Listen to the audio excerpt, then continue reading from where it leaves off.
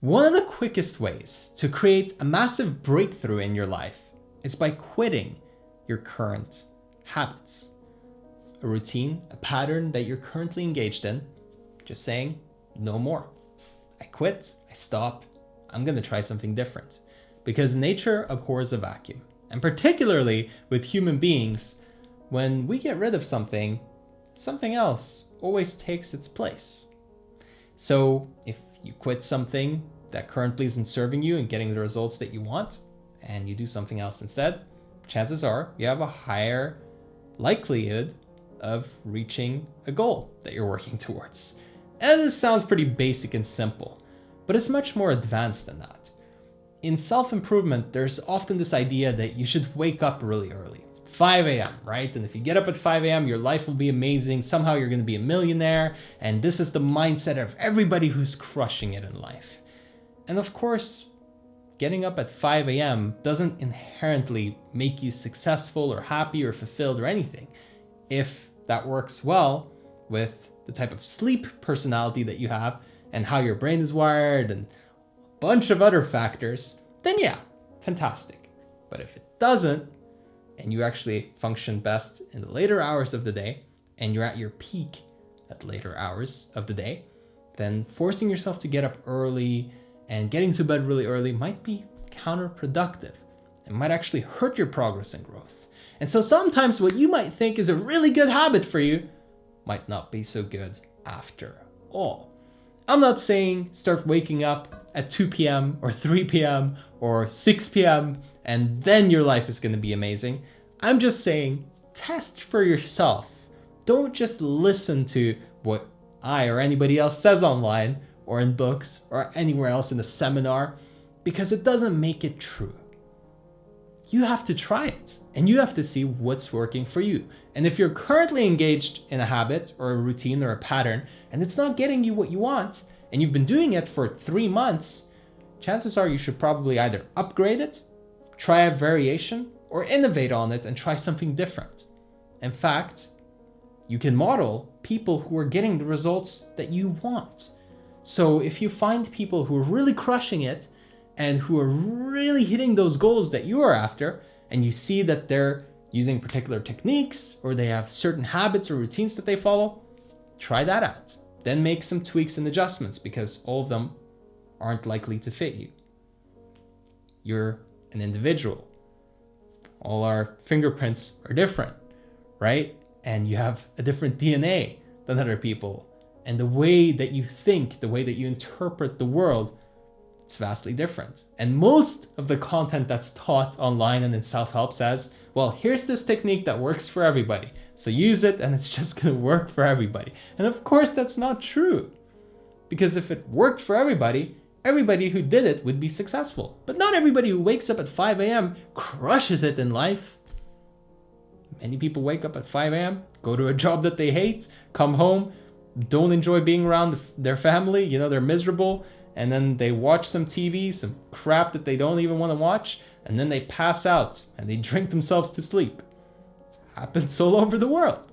So 5 a.m. isn't the magic. It's how you structure the 5 a.m. and what you do, and if it's the peak hours that you really function best at, great, awesome.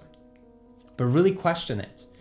Try making a change. Try turning things on their head. Why? Because chaos will create growth and innovation and rapid, explosive growth comes from big changes and big decisions. And the word decision comes from a Latin word that means to cut off from, which means to get rid of, which means you need to basically stop doing a bunch of stuff if you want new amazing things in your life. And I'll tell you something that sounds really counterintuitive. As a personal example, in my business, I had to say no to a lot of clients. I had to say no to speaking events.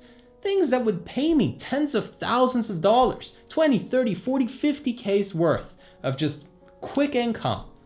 Because if I went and did those things, I wouldn't have time to build the infrastructure or to build some systems or to get better at my craft so that I can deliver something that's more valuable, so that I'll be in even higher demand and so that I can serve on a deeper level. It sounds pretty weird. You'd think, no, take the money, help the people, boom, do the thing. But that's not always the best decision. Sometimes that's the pattern that you have to get out of. Maybe you have a really nice high-paying job or a business that's doing really well already, but you want to do something completely different and you have this vision. But you're telling yourself, well, first I have to get to this goal and then I have to do that. Well, maybe there's a different way. Maybe you don't have to go through all of this. For example, many people say to themselves, I'm going to go and make $1 million and then I'll be happy, right? Once I've made the million, then I'll be fulfilled. Or you could say that about 100K, or you could say that about 10 million or 100 or a billion, whatever it is, right? But here's the trick. You can be happy now. You can still go make the million, but you can be happy now. So why do you need to make that condition for your happiness? Once I get there, if then I'll be happy.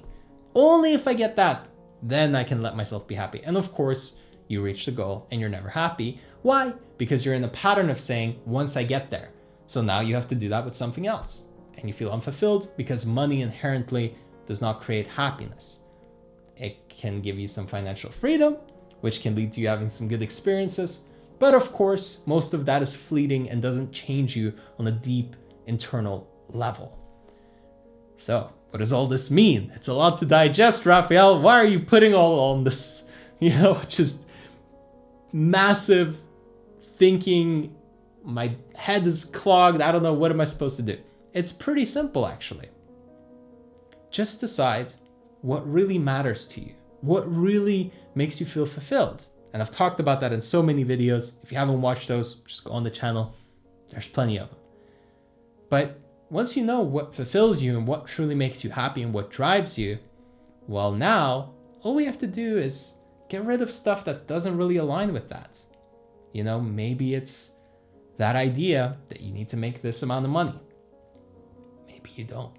Maybe it's the idea that you need to have this type of person that looks a certain way to be in a relationship with you so that you can feel significant and, show everybody that you're cool. It's a pretty useless thing to do because that's not fulfilling. It's just external validation and it goes away really fast. And then you're left there feeling pretty crappy about yourself because you're not living in integrity. So get rid of all those things that you're doing that are superficial, that aren't really making you fulfilled on a deeper level. And then you ask yourself, well, what would? And then you insert some habits around that, right? Maybe it's you want to spend an hour a day just meditating. It's a fantastic habit that I've implemented in my life many times.